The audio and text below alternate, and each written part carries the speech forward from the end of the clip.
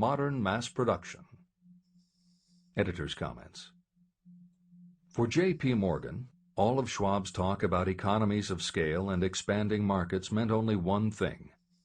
Until that night, it was assumed that Andrew Carnegie would continue building his own manufacturing companies to compete with the steel trusts that Morgan had helped put together.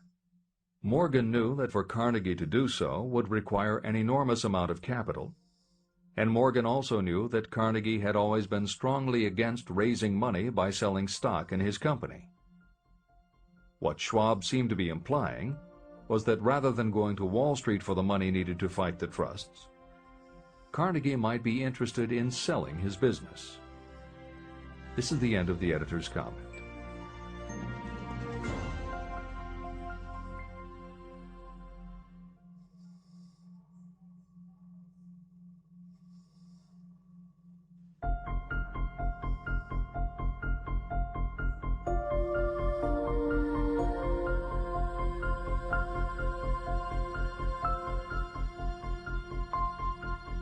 New York World Telegram story continues. So the dinner at the University Club came to an end.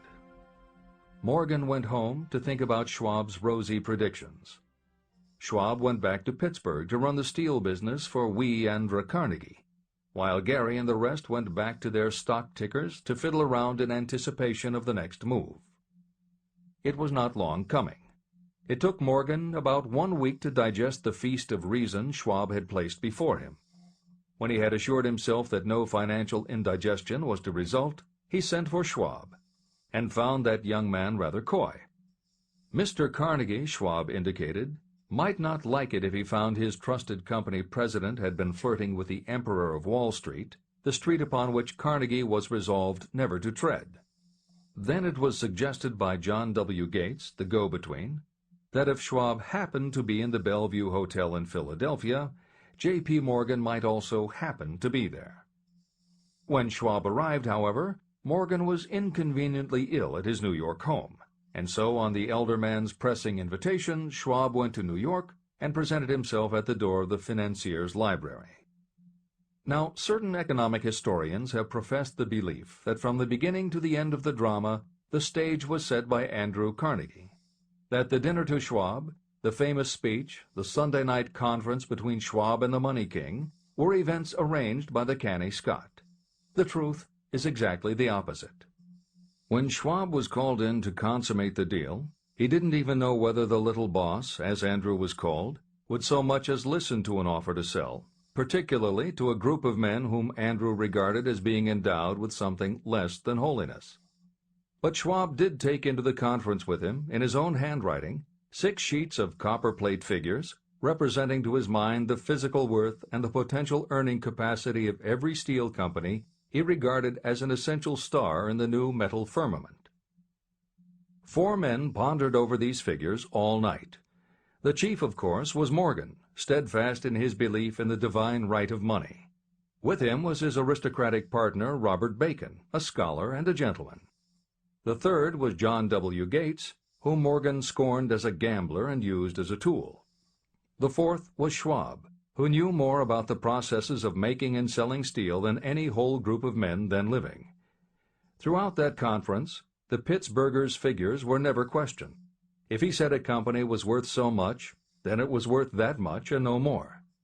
He was insistent, too, upon including in the combination only those concerns he nominated. He had conceived a corporation in which there would be no duplication, not even to satisfy the greed of friends who wanted to unload their companies upon the broad Morgan shoulders. When dawn came, Morgan rose and straightened his back. Only one question remained. "Do you think you can persuade Andrew Carnegie to sell?" he asked. "I can try," said Schwab. "If you can get him to sell, I will undertake the matter," said Morgan. So far, so good. But would Carnegie sell? How much would he demand? Schwab thought about $320 million. What would he take payment in?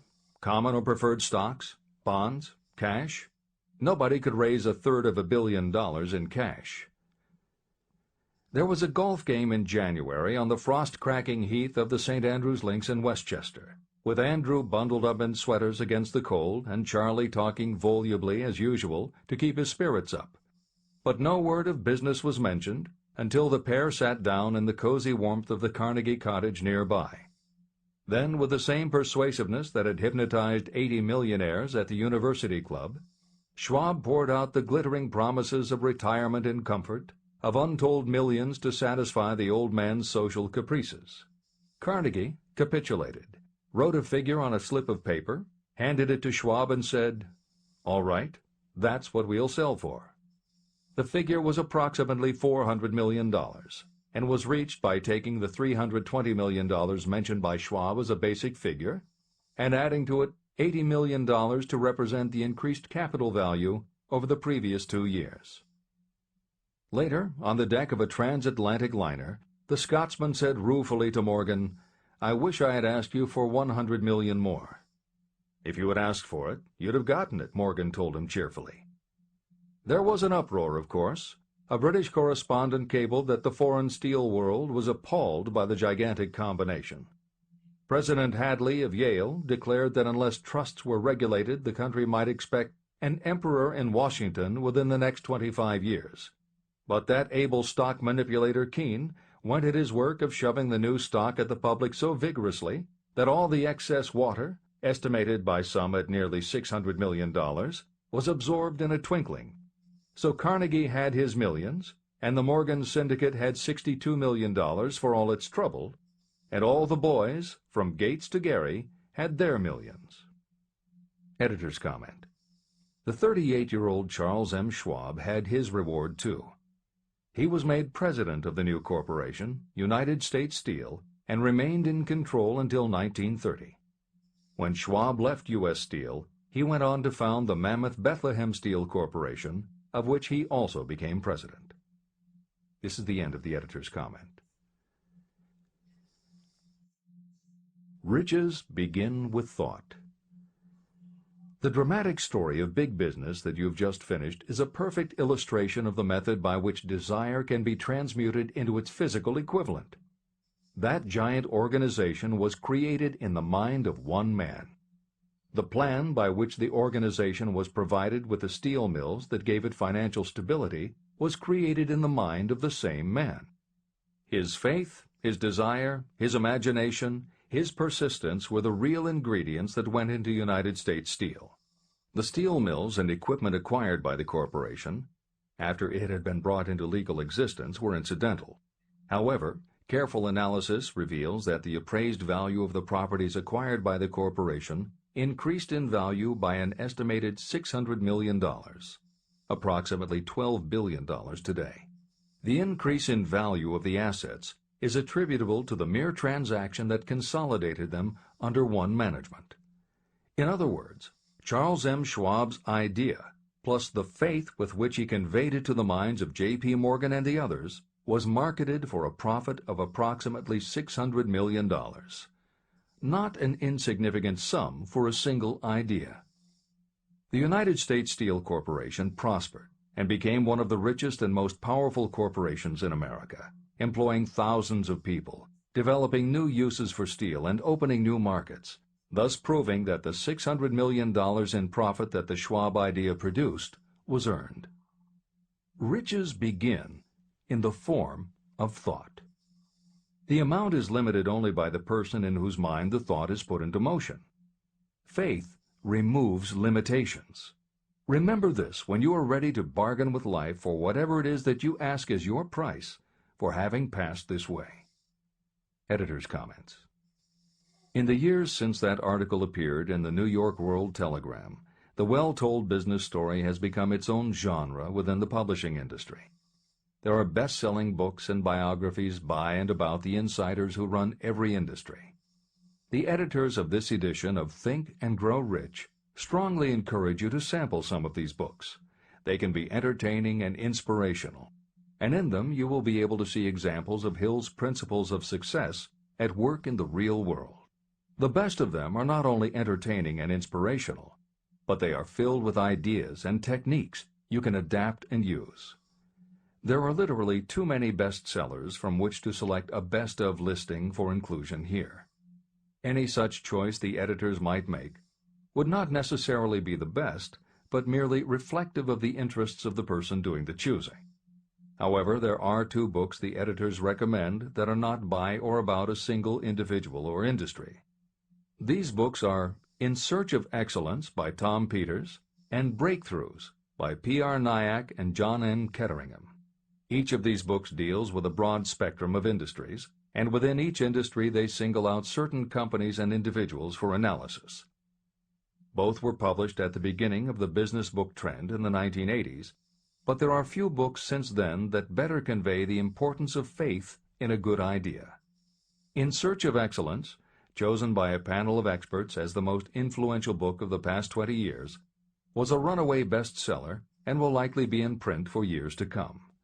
Breakthroughs may be harder to find, but it will be well worth the effort. This is the end of the editor's comments.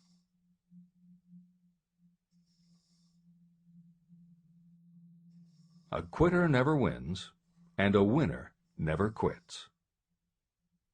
Chapter 5. Autosuggestion, the medium for influencing the subconscious mind. The third step toward riches. Autosuggestion is a term that applies to all suggestions and all self-administered stimuli that reach your mind through the five senses. Stated in another way, autosuggestion is self-suggestion. It is the way of communicating between that part of the mind where conscious thought takes place and that which serves as the seat of action for the subconscious mind. Through the dominating thoughts that you permit to remain in your conscious mind, it doesn't matter whether these thoughts are negative or positive, the principle of autosuggestion reaches the subconscious mind and influences it with these thoughts.